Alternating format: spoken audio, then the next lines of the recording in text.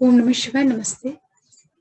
आज मैं आप लोगों से कुंडली मिलान के ऊपर बात करूंगी, क्योंकि जब भी किसी लड़के और लड़की की शादी की बात आती है तो वहां पे हॉरोस्कोप मैचिंग लोग प्रेफर करते हैं। तो एक ऐसा विषय है कि जिसमें बहुत ज्यादा लोगों को संशय रहता है कि जो कुंडली मिलान में अष्टकूट मिलान जिसको कहते हैं, और जिसमें 36 में से नंबर्स मिलते हैं, अब उसमें 8 चीजें रहती हैं और 8 की 8 चीजें इंपॉर्टेंट है और सभी में पूरे मार्क्स मिल पाएंगे भी जरूरी नहीं है। तो इनमें से कौन कौन सी चीजें हैं जिनको बहुत ज्यादा महत्व देना चाहिए?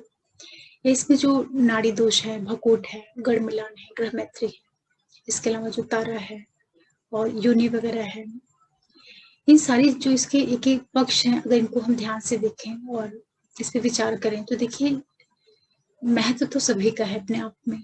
कोई भी ऐसी चीजें नहीं है जिन्हें हम ये कह सके कि इनका महत्व नहीं है। लेकिन ये भी सत्य है कि पूरे के पूरे गुण किसी के नहीं मिल सकते हैं, क्योंकि सभी लोग अलग अलग हैं। तो जब दो लोग अलग हैं तो कैसे उनकी सारी चीजें मैच करेंगी? फिर भी सामान्य तौर से लाइफ को ठीक ठाक चलाने के लिए कम से कम 36 में से 17-18 मिनिमम आप ये मान के चलिए कि अगर 18 गुण भी मिलते हैं तो कुल मिलाकर के ये माना जाता है कि मैरिज ठीक ठाक निकल जाएगी।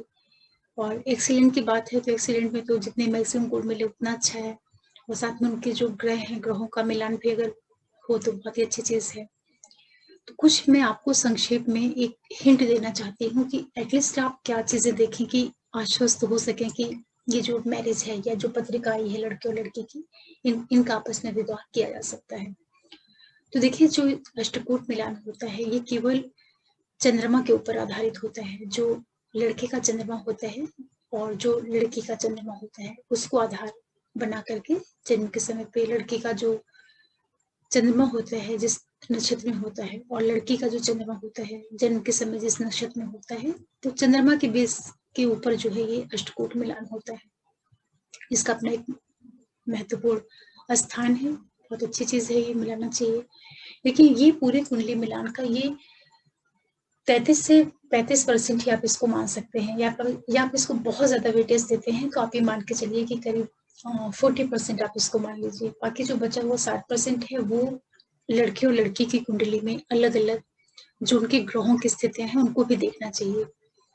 कहने का तात्पर्य ये है कि जैसे लड़के के बारे में विचार कर रहे हैं तो उस लड़के का आप सबसे पहले शुक्र देखिए कि उसके शुक्र की क्या स्थिति है, क्योंकि लड़के की कुंडली में जो शुक्र है वही उसकी स्त्री का कारक होगा।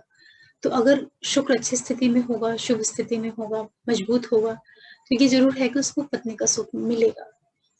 थोड़ी बहुत दिक्कतें सबकी लाइफ में आती है, लेकिन जो मेन कारक है शुक्र, अगर वो अच्छी स्थिति में है तो काफी सपोर्टिंग स्थिति हो जाती है। इसी तरीके से कोई लड़की है, कन्या है, तो उसके लिए आप उसके जुपिटर को जरूर देखिए कि उसकी कुंडली में इंडिविजुअली जो जुपिटर है, गुरु है, उसकी स्थिति क्या है। वो बहुत ज्यादा खराब स्थिति में तो नहीं है, अस्त तो नहीं है, त्रिभाव में तो नहीं क्या है, या पापकर्त्री, या बहुत कमजोर स्थिति में तो नहीं है। क्योंकि कारक है, जब कारक पीड़ित होगा तो ये स्वाभाविक है कि विवाह का जो सुख है उसमें कहीं ना कहीं समस्याएं आएंगी।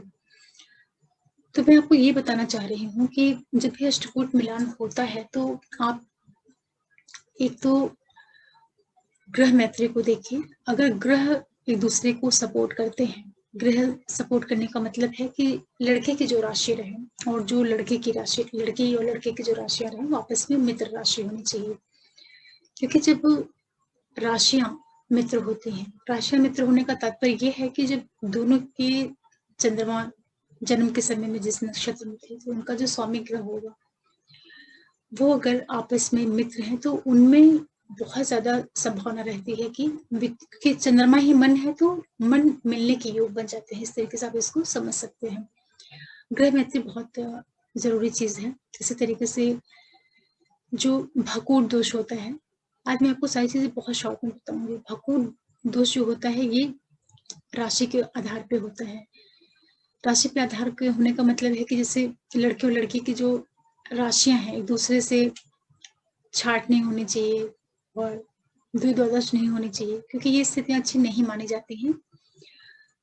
जब एक दूसरे की राशियां एक दूसरे से छाट में होंगी या एक दूसरे के 2 और 12 में होंगे। 2 और 12 का मतलब है कि जैसे मान लिया कि लड़की की राशि मेष है और लड़की की वृषभ है, या लड़की की वृषभ हो जाए, लड़के की मेष हो जाए, तो दोनों जो राशियां हैं दूसरे से जस्ट अपोजिट हो जाती हैं।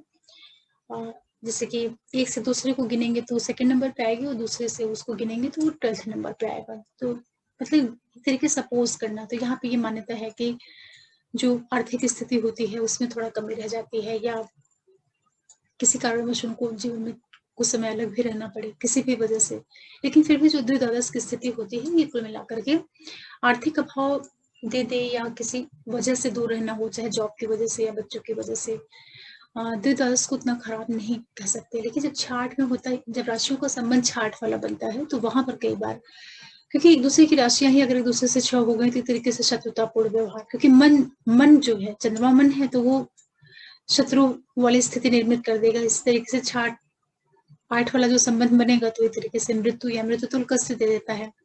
ये एक सामान्य क्राइटेरिया होता है गुण मिलान का।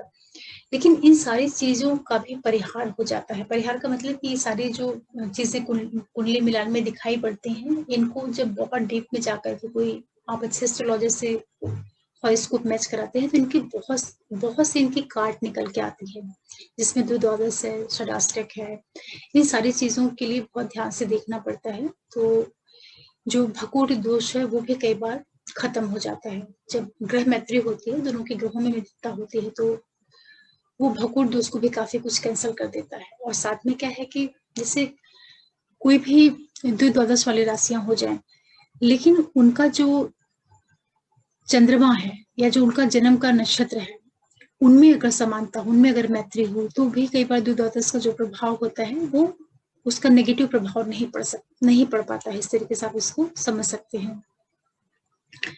इसके अलावा एक चीज और भी होती है कि द्विद्वादश में जैसे दोनों राशियां हैं, जैसे मीन राशि है और मेष राशि है, तो ऐसे देखा जाए तो मीन और मेष एक दूसरे की द्विद्वादश हो गई, लेकिन दोनों के जो स्वामी ग्रह हैं वो आपस में मित्र हैं। तो ये बहुत तकलीफ वाली स्थिति नहीं होगी, क्योंकि अगर मान लिया लड़के या लड़की में किसी की मेष है तो उसका स्वामी मंगल हो जाएगा, और जो मीन है तो उसका स्वामी गुरु हो जाएगा। तो चूंकि गुरु और मंगल आपस में मित्र हैं, तो यहाँ पर भी जो द्विद्वादश का प्रभाव है वो कैंसिल हो जाएगा, ये या उसका प्रभाव बिल्कुल क्षीण हो जाएगा। इसी तरीके से जैसे वृषभ राशि होती है, तो वृषभ में क्या होता है कि वृषभ राशि के लिए भी अगर आप देखते हैं तो यहाँ पे भी वृषभ जो होगी लगन को लेकर के चलेगी, तो जो उसकी दूसरी राशि होती है वो तुला की पड़ती है, सप्तम छठे भाव में आती है।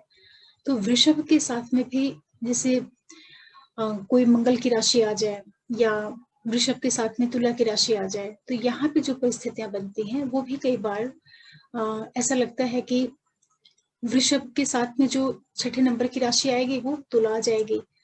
तो अगर लड़के की वृषभ है और लड़की की तुला है, तो एक दूसरे से राशियां तो छह हो गई, एक दूसरे से छह राशि शत्रुता वाली पड़ रही है, लेकिन दोनों के जो ग्रह हैं वो आपस में मित्र हैं, क्योंकि शुक्र शुक्र हो गए। इसके अलावा एक चीज आप और भी देखिएगा, जैसे मंगल है, मेष और वृश्चिक है। अब मेष राशि जहाँ पे है उससे 8वें नंबर पे आती है वृश्चिक राशि। तो अगर किसी की मेष राशि हो, दूसरे की वृश्चिक है, तो दिखने में लगता है कि तो षडाष्टक वाली स्थिति निर्मित हो गई, लेकिन दोनों के स्वामी ग्रह जो है वो एक है, मंगल ग्रह है, तो यहाँ पे बहुत ज्यादा नुकसान नहीं करेगा। इसी तरीके से छोटे छोटे बहुत से पॉइंट्स होते हैं जहाँ पर ये जो भकूट दोष है वो भी अपना प्रभाव खत्म कर देता है, या जो दूसरे छोटे छोटे जो प्रभाव नेगेटिव दिखते हैं बाहर से, उनका कैंसिलेशन हो जाता है। आज मैं आप लोगों को बहुत ही संक्षेप में जानकारी देना चाह रही हूँ इस वीडियो के माध्यम से, कि जब भी आप कुंडली मिलान करें या किसी एस्ट्रोलॉजर के पास जाते हैं, तो कई बार बहुत अच्छे अच्छे हॉरोस्कोप सामने आते हैं, और सिर्फ लोग उसको सॉफ्टवेयर में डाल करके देख लेते हैं, और वहाँ पे कैलकुलेशन निकल करके आ जाती है कि ये इसमें इतने कम गुण मिल रहे हैं, या इसमें नाड़ी दोष है, ये दोष है, तो उसके आधार पे वो एक ही बार में उसको रिजेक्ट कर देते हैं पत्रिका को। तो ऐसा नहीं करना चाहिए, उसको एस्ट्रोलॉजर से चेक कराइए, तो उसमें कई बार बहुत सी चीजों का कैंसिलेशन हो जाता है। इसी तरीके से गढ़ दोष होता है, तो गढ़ दोष में भी रहता है कि अगर देवगढ़ और देवगढ़ है तो काफी अच्छी ट्यूनिंग हो जाती है। इसी तरीके से देव मनुष्य में अच्छी ट्यूनिंग हो जाती है, मनुष्य की राक्षस के साथ में भी एडजस्ट हो सकती है, लेकिन राक्षस गढ़ का जो स्वभाव रहेगा वो देव के साथ में उतना नहीं मैच करता है। राक्षस के साथ में अच्छी मित्रता हो जाती है। तो जो मिलान है अगर देखा जाए इंडिविजुअली तो सबका महत्व है, लेकिन फिर भी सारी चीजें नहीं मिल पाती हैं। तो सारी चीजें न मिल पाने की वजह से किसी कुंडली को जल्दी कैंसिल नहीं करना चाहिए, उसके अलग अलग ग्रहों को भी चेक करना चाहिए, लड़के के शुक्र को और लड़की के गुरु की स्थिति को देखना चाहिए, नौमांशा में प्लैनेट्स की स्थिति को देखना चाहिए, लड़के की कुंडली में भी और लड़के की कुंडली में भी, कि दोनों में नौमांशा में शुक्र की स्पेशली और गुरु की क्या स्थिति बन रही है, क्योंकि शुक्र ही अल्टीमेटली पत्नी का सुख देगा। तो अगर वो स्थिति है, कारक सही है, तो गुण मिलान में अगर थोड़ी बहुत कमियां भी हैं तो जो कारक ग्रह है अगर वो मजबूत है तो शादी को नहीं बिगड़ने देगा। बहुत से इसके पॉइंट्स हैं जिनमें धीरे धीरे करके मैं आगे आप लोगों से इंडिविजुअल सब्जेक्ट पे बात करूंगी। ये मेरा बहुत ही शॉर्ट में देने का ये पर्पस था कि आप ये समझ लें कि सिर्फ चंद्रमा के आधार पर जो अष्टकूट मिलान होता है उसी को आप मत आधार माना करिए, उसी के आधार पर किसी कुंडली को आप कैंसिल मत करिए। दोनों के पत्रिका में अलग अलग ग्रहों की स्टडी करिए कि मंगल, शनि और शुक्र, बुध, राहु, सूर्य, चंद्रमा, जितने भी प्लैनेट हैं दोनों के किस तरीके से बैठे हुए हैं, कहाँ पे हैं, केंद्र में है, त्रिकोण में है, लग्न में है, दोनों के लड़की और लड़के की जो लगन है वो आपस में एक दूसरे की मित्र है कि क्या है, उसी तरीके से उनकी जो राशियां हैं वो दोनों एक दूसरे की सपोर्टिंग राशियां हैं या विरोधी राशियां हैं। इसके बाद दोनों के जो जन्म का नक्षत्र है उसके बारे पे विचार करिए कि दोनों के जो नक्षत्र हैं उनकी एक दूसरे से क्या स्थिति बन रही है, क्योंकि जो हमारे नक्षत्र होते हैं तो इन नक्षत्रों को भी 8 कैटेगरीज में डिवाइड किया गया है, जन्म, संपत, विपत, क्षेम, प्रत्यय, साधक, बाधक, मित्र, धिमित्र। तो इनमें से जो लड़की का नक्षत्र है वो लड़के के नक्षत्र से किस तारा में पड़ रहा है, इन सारी चीजों का विचार करना चाहिए।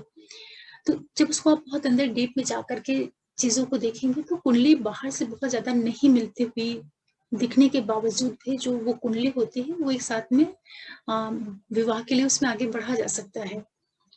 बहुत ही टेक्निकल ये विषय है, ये इतना आसान नहीं है कि बिल्कुल बाहर से कुंडली को सॉफ्टवेयर से मिला करके और उसी से कोई फाइनल रिजल्ट निकाल लिया कि यहाँ पे विवाह हो सकता है या यहाँ पे नहीं हो सकता है। उसको बहुत डीप में जाकर के किसी अच्छे एस्ट्रोलॉजर से ही कंसल्ट करना चाहिए। मैंने मोस्टली देखा है कुंडलियों में कि गुण मिलान बहुत अच्छा होता है, लोगों का 36 में से 28 गुण मिल रहे हैं, 27 गुण मिल रहे हैं, लेकिन एक्चुअल में उनके नेचर में बहुत ज्यादा डिफरेंस है, बहुत ही ज्यादा डिफरेंस है। क्योंकि वहां पे क्या हो जाता है कि जो उनका नेटल चार्ट है उस नेटल चार्ट में दोनों के जो प्लैनेट्स हैं अलग अलग नेचर चार्ट में लड़के और लड़की की वो किस तरीके से बैठे हुए हैं उसका भी बहुत प्रभाव पड़ता है। उनके बीच में आपस में क्यों बहुत अच्छी बॉन्डिंग नहीं है, कि उनके बीच या किसी के बीच में बहुत ज्यादा अट्रैक्शन क्यों है दो पेयर के बीच में, ये प्लैनेट्स के ऊपर डिपेंड करता है। आशा कर रही हूँ मैं कि थोड़ी सी जानकारी मिली होगी। आज के वीडियो से सिर्फ आप अपने मन में एक चीज बैठा लीजिए कि कुंडली मिलान को बहुत सीरियसली लिया करिए और हर एक आधार पर उसको चेक करने के बाद भी कोई फाइनल निर्णय करिएगा। और फिर आप लोगों से रिक्वेस्ट करूंगी कि जो भी लोग पहली बार देख रहे हैं मेरे वीडियो को तो प्लीज जरूर सब्सक्राइब करिए, लाइक करिए और शेयर करिए, बेल आइकन को प्रेस करके रखिए जिससे कोई वीडियो डाले तो नोटिफिकेशन आप लोगों को मिलता है। आगे फिर मिलते हैं जो किसी वीडियो के साथ में, तब तक के लिए ओम नमः शिवाय, नमस्ते।